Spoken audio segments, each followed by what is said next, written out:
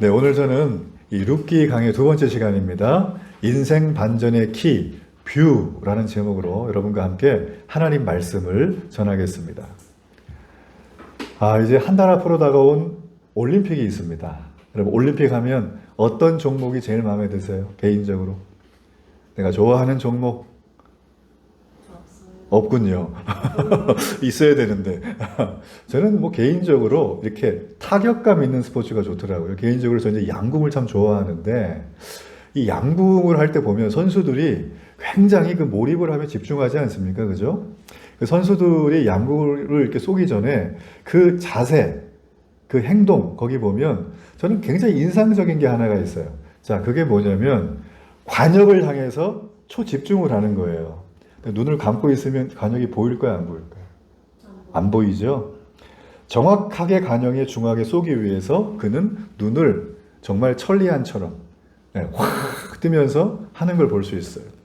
어느 날 제가 양궁 선수 인터뷰를 봤는데 그분이 이런 말을 하더라고요. 훈련을 많이 하다 보면 관역이 잘 보인대요. 근데 정말 절정에 달하면 관역이 그 조그마잖아요. 수십 미터 밖에 뭐 점인데 보일까요? 안 보이겠죠? 근데 관역이 정말 거짓말은 안 보태고 이만하게 보인대요. 정중앙이. 그럼 그때 쏘면 백발백중이라는 거예요. 저는 이걸 보면서 야, 그렇구나. 사람이 보는 게 정말 중요하구나. 우리 인생의 결정은, 우리 인생의 질은 이 바로 보는 거에 따라서 결정이 된다. 저는 그렇게 그때 그 얘기를 보면서 생각을 했습니다. 예수님 역시 눈의 중요성에 대해서, 보는 거의 중요성에 대해서 일찍이 말씀을 하셨어요. 마태복음 6장 22절로 23절에 보면 눈은 몸의 등불이니 그러므로 내 눈이 성하면 온몸이 밝을 것이요 눈이 나쁘면 온몸이 어두울 것이니 그러므로 내게 있는 빛이 어두우면 그 어두움이 얼마나 더하겠느냐. 자, 예수님께서 이 말씀을 하실 때 여기서 눈이란 얘기는 사람의 눈을 말하는 게 아니라 마음의 눈을 얘기하는 거죠. 우리의 관점, 인생관, 가치관을 말하는 거죠. 바로 오늘 말씀의 제목처럼 우리의 뷰, 너의 뷰는 어떠냐는 겁니다. 너의 뷰가 어두우면 너의 인생은 다가오는 어두움이 얼마나 심하겠는가. 지금 그 얘기를 예수님께서 산상에서 설교하실 때 하셨던 말씀이에요. 그러니까 어떤 관점을 가지고 인생을 살아가느냐는 인생 전체의 성패를 좌우한다. 그래서 여러분 인생 성공하는 분들, 이 성공이란 말도 복음으로 좀 필터링을 할 필요가 있지만 성공하는 분들을 보면 이 뷰가 좋아요.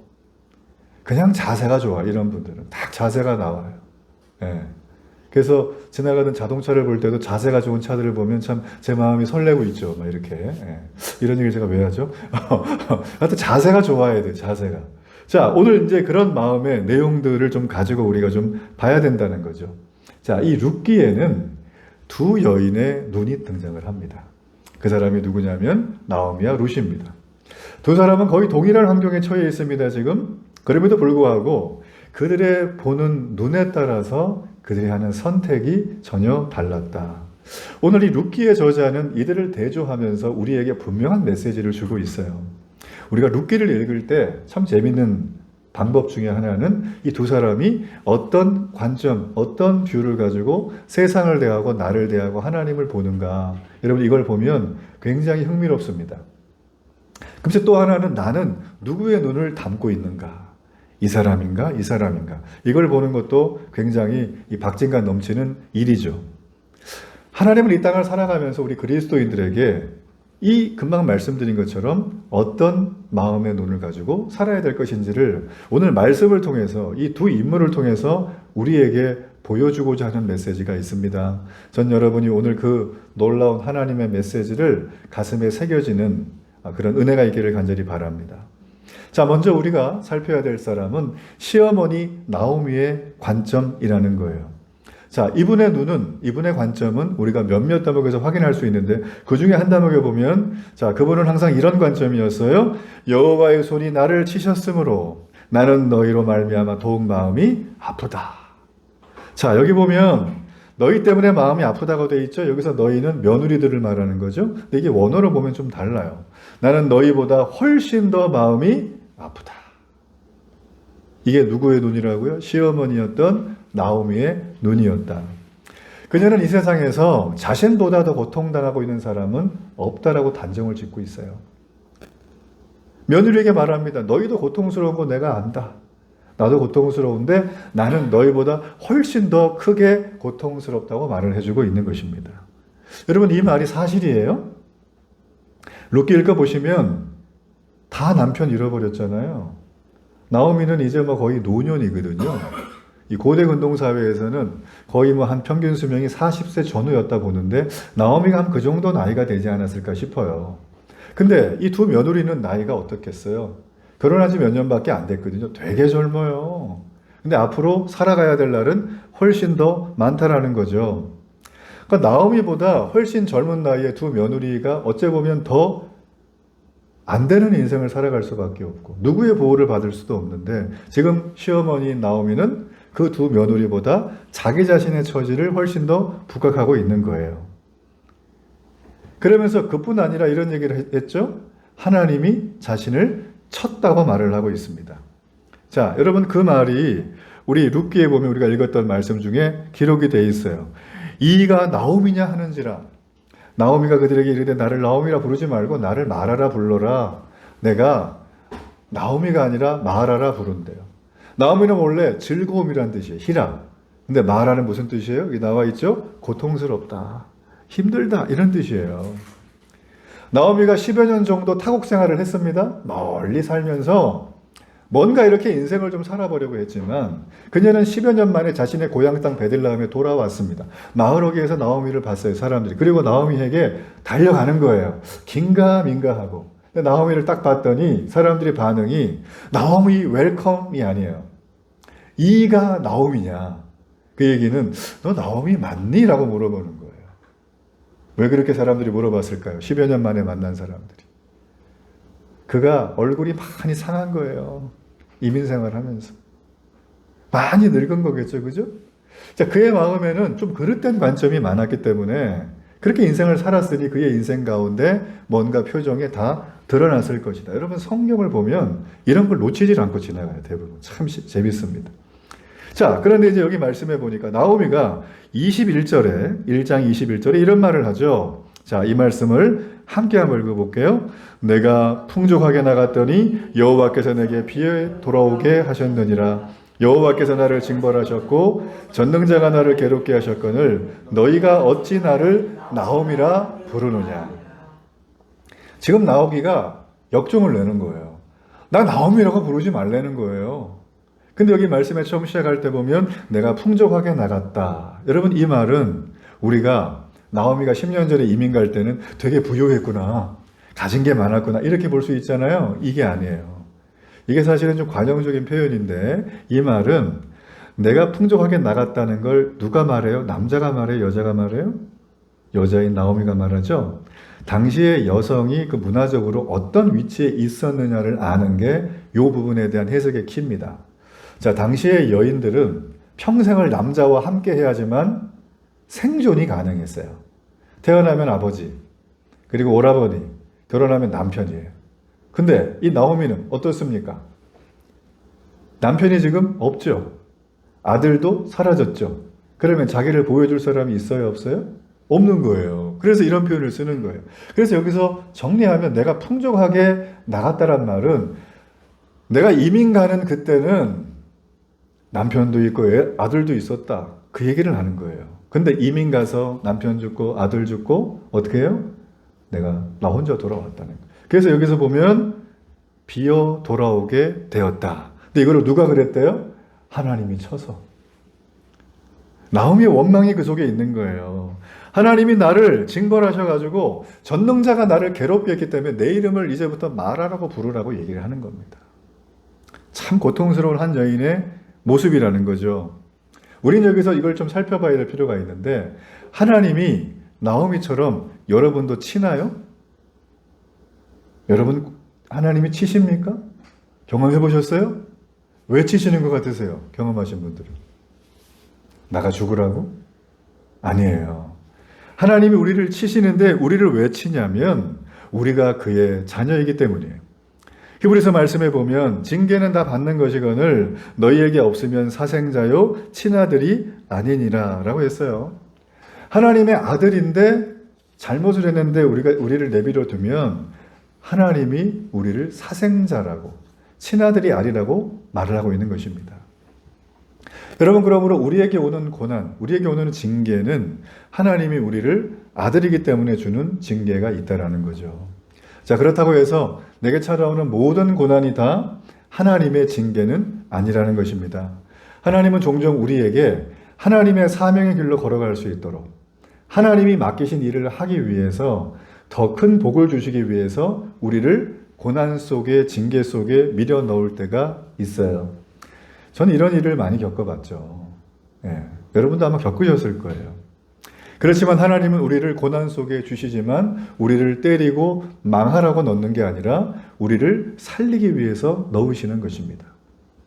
자, 그렇다면 잘못을 바로잡기 위해서 나오미가 이런 고난을 당하는 게 아니라 축복하기 위해서 고난이 찾아올 때 과연 우리는 어떻게 해야 될 것인가? 신약 성경에 예수님의 제자였던 야고보 사도는 이런 말을 합니다. 야고보 1장 12절의 말씀 함께 한번 읽어봅니다. 시험을 참는 자는 복이 있나니 이는 시련을 견디어낸 자가 주께서 자기를 사랑하는 자들에게 약속하신 생명의 면류관을 얻을 것이기 때문이라. 시험을 기쁘게 여기시길 바랍니다.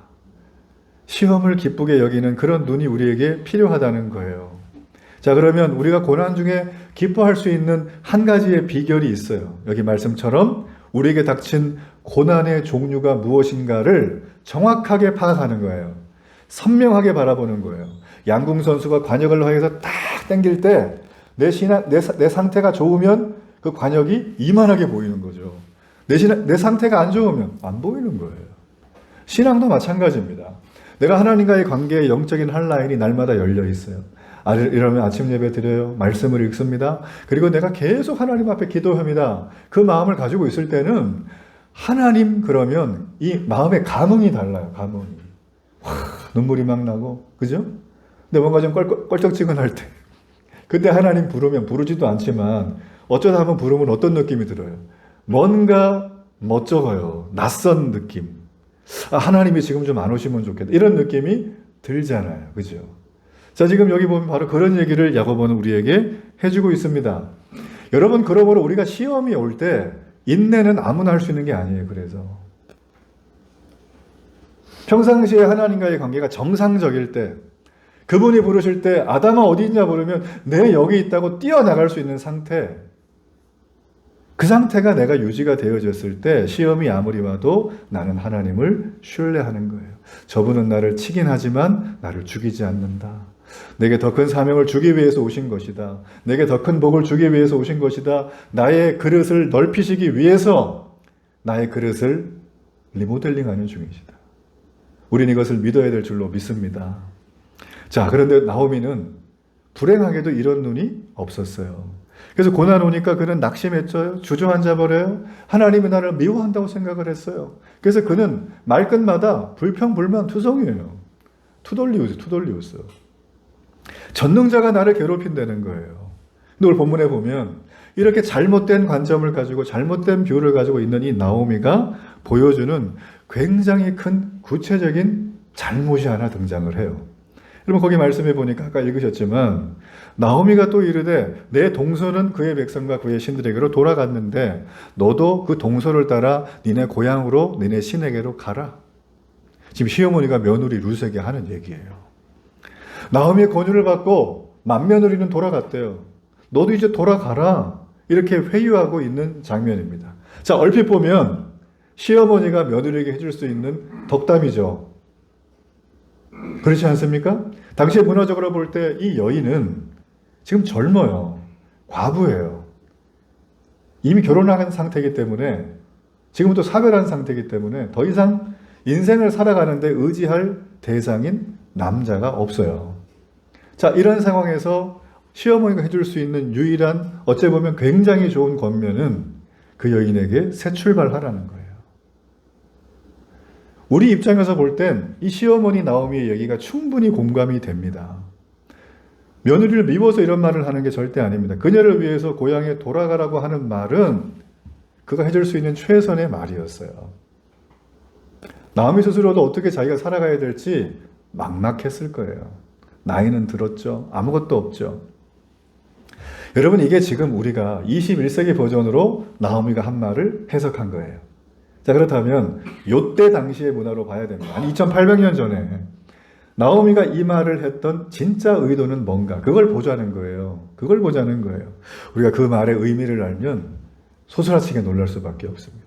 자, 룻이라고 하는 여인은 모함 여인입니다. 이방 여인이죠. 근데 하나님의 섭리 속에서 하나님을 잘 믿는 나오미 집안의 시집을 봤어요.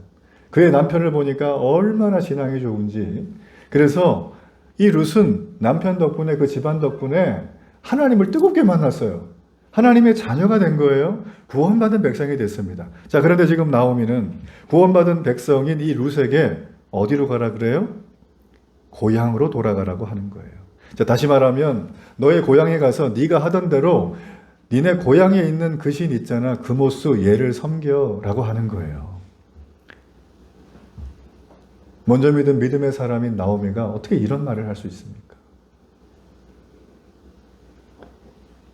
나오미가 왜 이런 말을 하고 있을까? 성경은 이 부분에 대해서 침묵하지 않고 한 가지를 말합니다. 바로 나오미의 눈이 그렇게 되어 있다라는 거예요. 그는 어떤 눈을 가지고 있을까요? 하나님의 자녀이기에 하나님 나라를 갈망하는 눈이 아니라 이 세상이 훨씬 더 중요하다고 여기는 눈으로 바뀌어져 있는 거예요. 나오미에게는 생활 형편이 자신의 신앙을 지키는 것보다 훨씬 더 중요했어요. 아마 저는 나오미의 이런 상황이 하루아침에 되었다고 보지는 않습니다. 오랫동안 고난을 겪었잖아요. 기근이 있어서 고향을 떠났죠. 다 죽었죠. 이제 뭐 남아있는 게 아무것도 없죠. 그러니 그 마음속에 자기도 모르게 아마 이런 생활 형편에 대한 집착 아닌 집착이 그에게 있었을 거예요. 충분히 우리는 인간이기 때문에 공감을 합니다. 그렇지만 자신이 하나님의 백성인 걸 그는 잊어버렸어요. 그러다 보니까 고난에 대해서 올바로 이해를 하지 못하고 고난이 내게 왔는데 그는 삐뚤어진 눈으로 세상을 바라보는 거예요. 내 상황을 바라보는 거예요. 그래서 하는 말이, 우리가 늘 자주 하는 말 있죠? 뭐니 해도 뭐니가 최고다. 인생은 고생 안 하고 편안하게 사는 게, 안락하게 사는 게 최고야. 여러분, 이 시대의 언어 아닙니까? 내가 힘들이지 않고 노력하지 않고 쉽게 뭐든지 할 수 있는 세상, 그게 되고 있고, 그걸 못하면 우리는 실패자라고 얘기합니다. 그걸 하는 사람을 똘똘하다, 성공자라고 말합니다. 너 참 현명하구나, 이런 말을 합니다. 나오미가 지금 그런 패턴을 살아가고 있다는 것입니다. 그는 분명 구원받은 하나님의 자녀였어요. 그럼에도 불구하고 긴 고난 동안, 우리도 긴 고난이 있잖아요. 그럴 때 우리가 나오미 같은 선택을 할 가능성이 매우 높다는 거예요. 한마디로 말해서 복음의 가치관이 뒤로 가고 하나님의 가치관이 아닌 세상의 가치관이 그에게 들어온 거죠. 여러분, 그러므로 그에게 축복과 저주라고 하는 기준은 딱 하나였어요. 이 땅에서 내가 안락하게 누리고 사는가 아닌가예요. 하나님보다 현실적인 여건이 훨씬 더 중요했던 이 나오미였다는 것입니다. 여러분, 만일에 이 나오미의 얘기를 듣고 그의 며느리 룻이 모압으로 돌아가면 어떻게 됐을까요?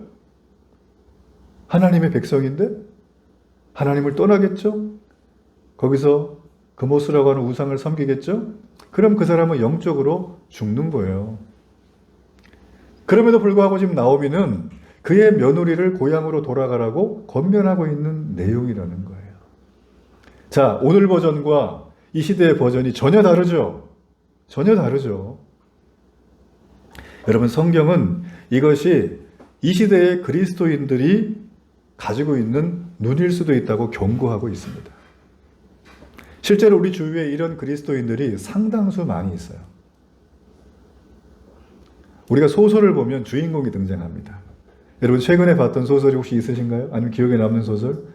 그러니까 거기에도 보면 주인공이 등장을 해요. 그래서 주인공을 볼 때, 나도 주인공처럼 저렇게 살고 싶다.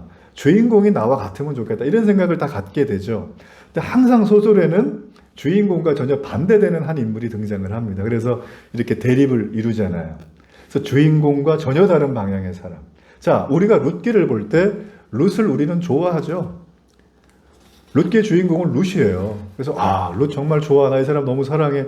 이 사람처럼 되고 싶어 하지만 룻의 반대에 있는 사람이 지금 나오미라는 겁니다. 자, 그렇다면 이 룻이라는 사람의 반대에 있는 나오미는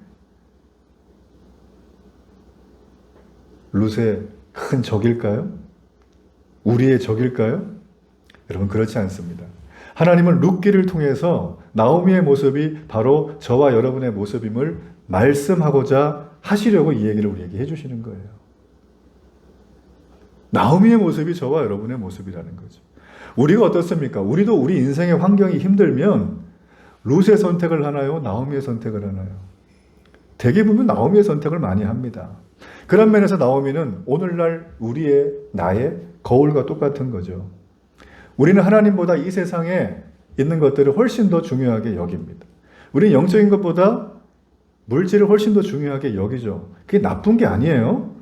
그렇기 때문에 우리는 그렇게 살기에 우리는 나오미를 볼 때마다 아이고 저런 못난 분, 이게 아니라 그게 우리의 모습이라는 것입니다. 우리가 얼마나 나오미처럼 행동을 하는지 몰라요. 우리가 병이 들 때, 그럴 때 있죠? 어려움을 당할 때, 심리적으로 위축이 될 때, 나는 내 문제에만 보통 사람들이 이렇게 갇히게 돼요. 그래서 주변이 잘 안 보입니다. 주변에 나보다 더 어려운 사람들이 좀 있잖아요? 그럼 그분들을 바라보면서 뭔가 마음이 좀 가야 하는데, 마음이 안 갈 때가 있어요, 그때가. 얼마나 힘듭니까? 그런 상황이 오죠. 이 세상에서 나는 또 교회를 다니지만 세상 속에서 내가 가장 큰 고난을 당했다. 이렇게 자기 연민에 빠질 때가 우리가 있다는 거예요. 우리 주변에는 나보다 더 힘든 사람이 있을 텐데라는 생각조차도 못하는 그런 상태. 그러면서 하는 얘기는 나는 하나님도 나를 버리셨나 봐. 그러면서 막 자기 자신을 비판하고 자기를 막 침체에 빠뜨리고 자기 자신이 점점 좌절하게 만드는 그런 일들을 하는 게 우리의 모습이라는 거죠. 그래, 하나님이 뭐 나 같은 거 생각을 하시겠냐? 하면서 그냥 내 마음이 다 무너지는 거예요. 자, 이런 분들이 과연 하나님이 나를 붙들고 계시는가, 나를 버리셨는가에 대한 기준은 오직 하나일 것입니다. 바로 내가 이 땅에서 하나님의 축복을 몇 개나 받았는가? 내가 건강한가? 내가 사업이 잘 되고 있는가? 내가 여기 있는 소중한 가족과 소중한 사람들이 그 인생의 성공의 궤도를 달리고 있는가? 아마 이걸 바라볼 거예요, 계속. 자꾸 말씀드리지만 이게 나쁜 게 아니에요. 이건 좋고 나쁨의 개념이 아닙니다. 신앙인들이 이걸 취하지 말아야 된다, 그 얘기를 하는 게 아니에요. 지금 이 사람의 축복의 기준이 오직 이것만인 게 문제인 거예요. 이것만인 게. 이런 눈을 가지고 신앙생활을 하면 우리의 신앙은 어린아이처럼 머물 수밖에 없습니다. 우리의 신앙은 성장할 수가 없다는 거죠. 지금 하나님은 여러분에게 묻고 계시는 거예요. 아무개야, 형제님, 자매님, 하나님이 물어요. 네가 지금 나오미의 눈으로 나를 보느냐? 아니면 룻의 눈으로 나를 보느냐? 너의 관점이 뭐냐는 거예요. 너의 관점이. 너의 마음이 어두우면 그 마음의 어두움이 얼마나 심하겠니? 예수님 하셨던 그 말씀이에요.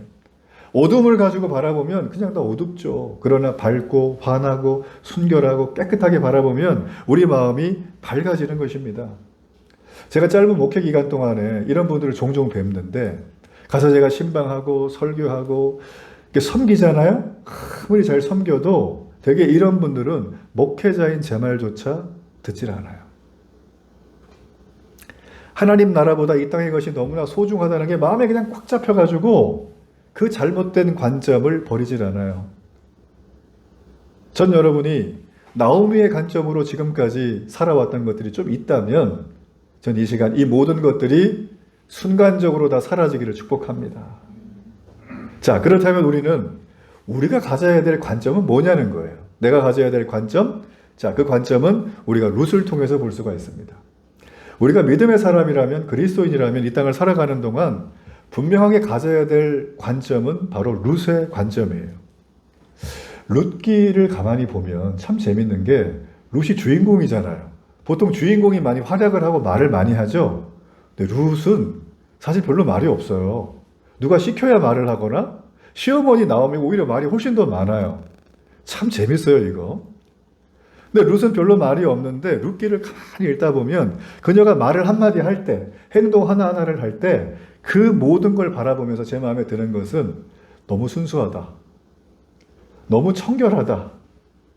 너무 퓨리하다라는 거예요. 제 마음에. 야, 어떻게 사람이 이런 말을 할 수 있을까? 어떻게 이런 행동을 할 수 있을까? 그 마음이 얼마나 밝고 환할까를 저는 굉장히 많이 느꼈어요. 그러니까 그녀의 관점이 어떤지는 말 몇 마디 안 했지만 행동 안 했지만 거기에서 다 드러난다. 자, 그게 여러분 대표적으로 드러난 게 어디냐면 바로 1장 16절과 17절의 말씀이에요. 자, 이 말씀을 함께 한번 읽어봅니다. 룻이 이르되 내게 어머니를 떠라며 어머니를 떠나지 말고 돌아가라 강건하지 마옵소서. 어머니께서 가시는 곳에 나도 가고 어머니께서 머무시는 곳에서 나도 머물겠나이다. 어머니의 백성이 나의 백성이 되고 어머니의 하나님이 나의 하나님이 되시리니 어머니께서 죽으시는 곳에서 나도 죽어 거기 묻힐 것이라. 만일 내가 죽는 일 외에 어머니를 떠나면 여호와께서 내게 벌을 내리시고 더 내리시기를 원하나이다 하는지라. 여러분, 지금 이 대목은 우리가 살핀 것처럼 고향으로 돌아가라고 시어머니가 며느리한테 하는 얘기예요. 그랬더니 며느리가 순종합니까? 아니에요. 자기 뜻을 말하고 있습니다. 근데 들어보면 거칠고 과격합니까?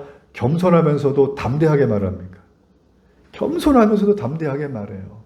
사자와 같은 포효를 가지고 그는 그의 마음에 있는 하나님에 대한 믿음을 기준으로 얘기를 해주고 있는 거예요.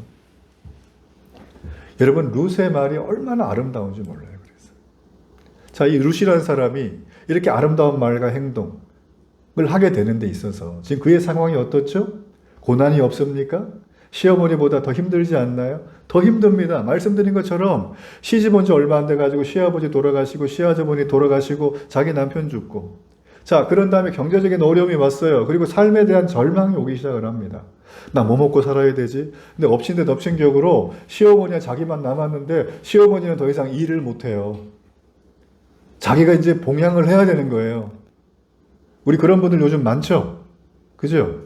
예, 제가 한번 말씀드렸지만 8050의 문제가 지금 일본에서는 큰 문제입니다. 지금 이 봉양의 문제는 전 세계적인 문제가 되고 있어요. 특별히. 앞으로 우리 한국에서도 엄청난 폭풍이 아마 다가올 겁니다. 준비를 하지 않으면 안 돼요. 지금 이 룻은요, 지금 그 상황 가운데 있는 거예요. 이때 뭐가 있습니까? 아무것도 없잖아요. 지금처럼 의료보험이 있어요. 이렇게 뭐가 있어요? 아무것도 없습니다. 근데 그녀는 이런 어려움 생활 속에서도 자기의 시어머니를 섬기며 자기의 삶을 살아가야 됐어요. 타국에서 살아야 될 그 모든 삶 속에서 그는 고민이 이만저만이 아니었을 것입니다. 근데 지금 시어머니가 달콤하게 말을 하는 거예요. 너 이 모든 무거운 짐을 벗어버리고 싶지? 내 말대로 해. 그냥 니네 고향으로 돌아가. 가서 다시 새로운 인생을 시작하면 돼. 앞뒤가 너무 맞는 말이에요. 여러분, 원래 우리가 믿음을 가지고 삶을 가지고 결정을 하잖아요. 그러면 주변에서 하는 말들이 얼토당토한 말은 거의 없어요. 앞뒤가 다 맞습니다. 이치에 딱딱 들어맞아요. 여러분, 그럴 때 거기에 속으시면 안 돼요. 지금 이 시어머니는 굉장히 현명하게 말을 한 거예요. 동서도 돌아갔잖아. 너도 돌아가면 되는 거야 라고 말합니다. 근데 여러분, 잘 보시면 룻은 그렇게 하지 않습니다.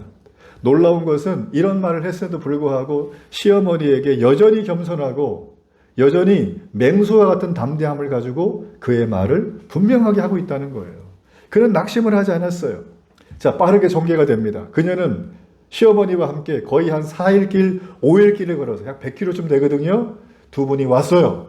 베들레헴에 도착을 했습니다. 그러자마자 그녀는 집에서 쉬는 게 아니라 바구니 하나 옆에다 탁 차고 호미 하나 딱 들고 어디를 가냐면 이삭을 주우러 나가는 거예요.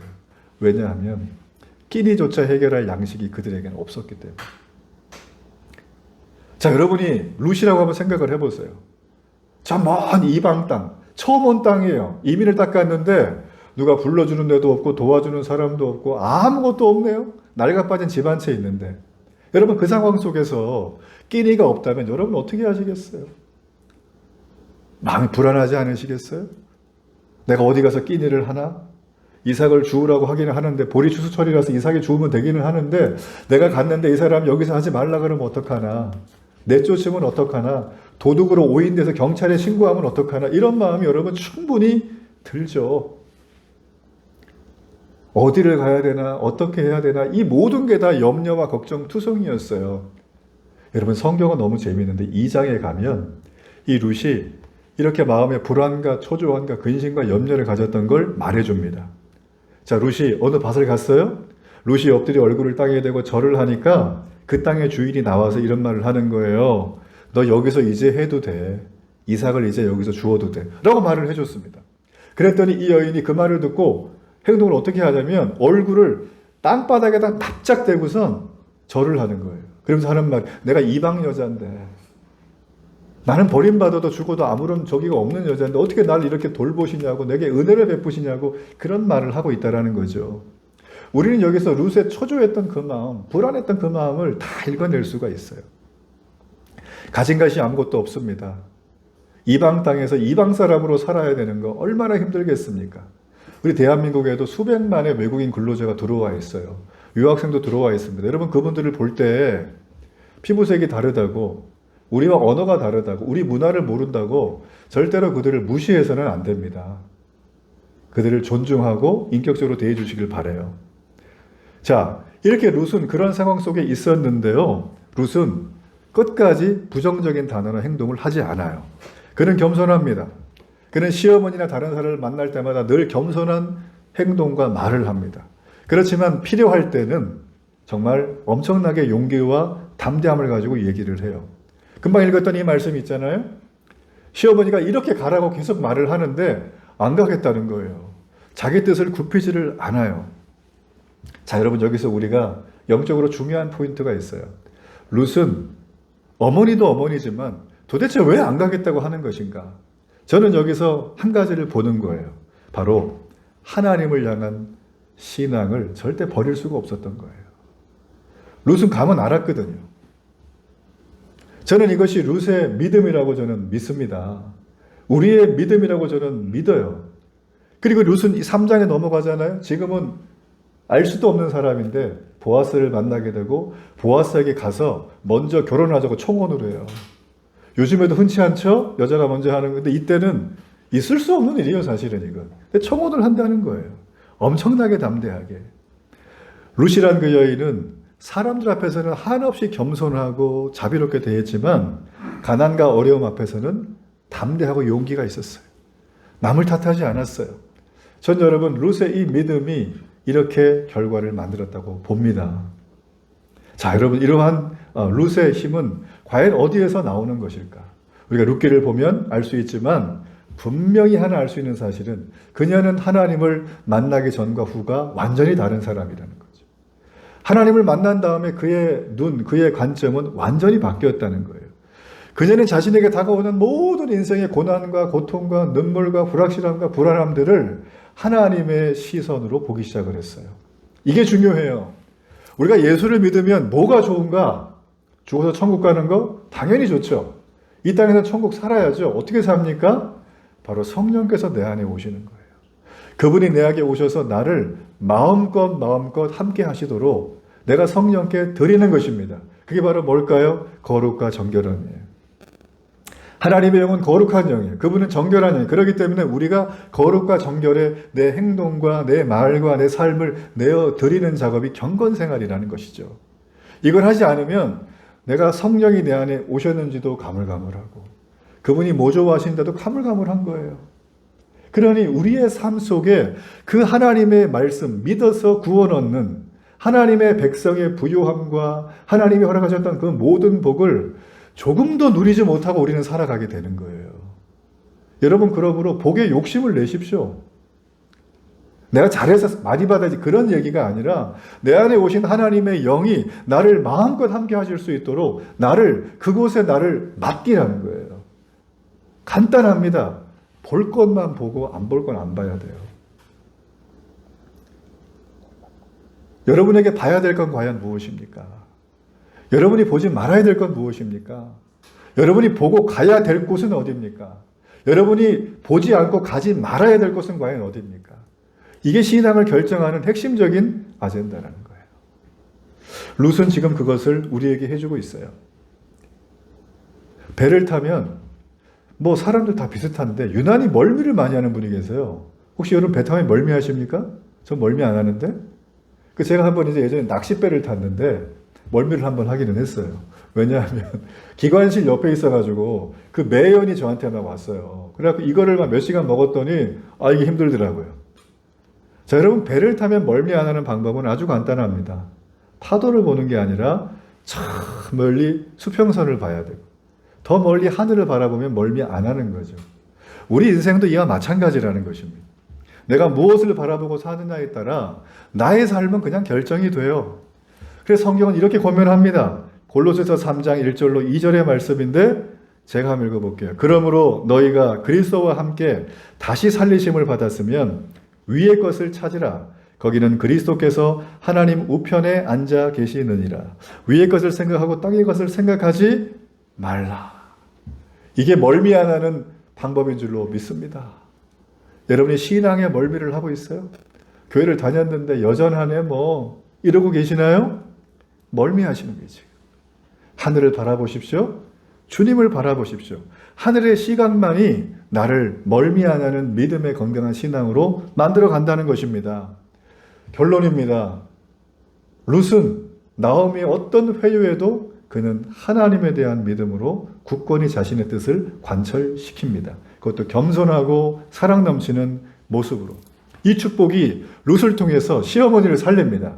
이삭을 주워오죠. 그리고 보아스를 만납니다. 보아스를 통해서 오벳이 나타나고 그 오벳은 먼 훗날 예수 그리스도가 태어나게 되는 길이 열리는 거예요. 놀랍지 않습니까? 베들레헴 사람들은 축복을 받아요.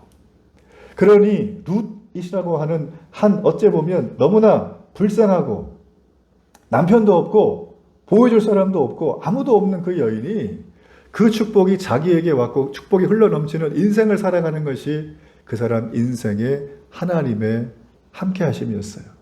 인생 반전의 키는 바로 눈입니다. 인생 반전의 키는 바로 뷰라는 거죠. 주의 사랑과 주의 은혜로 전 여러분의 눈이 오늘 이 시간 룻처럼 바뀌기를 주의 이름으로 축복합니다.